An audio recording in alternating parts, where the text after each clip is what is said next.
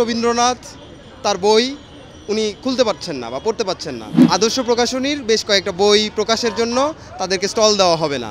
লেখালেখি, বাক স্বাধীনতা কিংবা কোনো যে কোনো ধরনের চিন্তাশীল ক্রিয়াশীল কাজকর্মের বাধা আসে।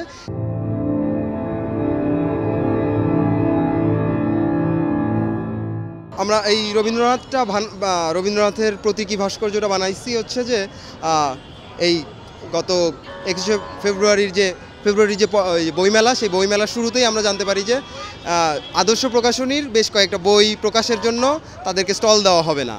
তো আসলে এই ভাস্কর্যটা সেই ঘটনারই একটা প্রতিরূপ, যেখানে বই প্রকাশ করতে দেওয়া হয় না, যেখানে কথা বলতে দেওয়া হয় না, যেখানে লেখালেখি, বাক স্বাধীনতা কিংবা কোনো যে কোনো ধরনের চিন্তাশীল ক্রিয়াশীল কাজকর্মের বাধা আসে, সেই বাধারই একটা সিম্বল কিংবা প্রতীক বলতে পারেন এই ভাস্কর্যটা।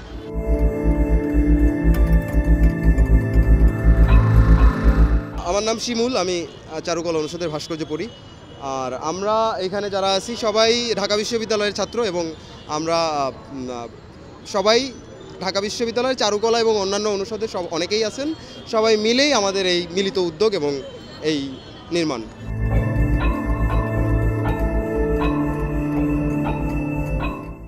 এই স্কচ টেপ মানাটা হচ্ছে যে আপনি বুঝতেই পারতেছেন, এটা হচ্ছে যে ইমপ্লিমেন্ট করা, মানে চাপানো। তার মানে হচ্ছে যে আসলে তাকে বলতেও দেওয়া হচ্ছে না, কাউকে বলতেও দেওয়া হচ্ছে না। একই সাথে যে বইয়ের উপর পেরেক মারা, তার মানে এইটার প্রতীকী ব্যাপারটা যে রবীন্দ্রনাথ তার বই উনি খুলতে পারছেন না বা পড়তে পারছেন না পেরেক মারার কারণে। পেরেক মেরে এটা আটকে রাখা হয়েছে।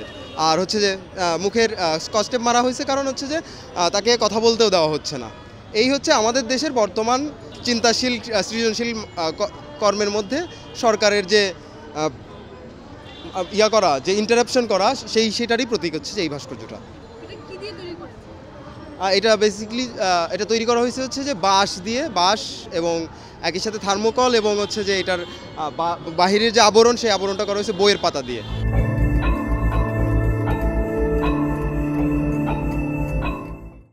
এইটা আমরা হচ্ছে যে এই ফেব্রুয়ারি মাস, যে বাকি যে যতদিন বইমেলা আছে ততদিন থাকবে। এটাই হচ্ছে এই ফেব্রুয়ারি মাসটা শুধু প্রজেকশন হবে।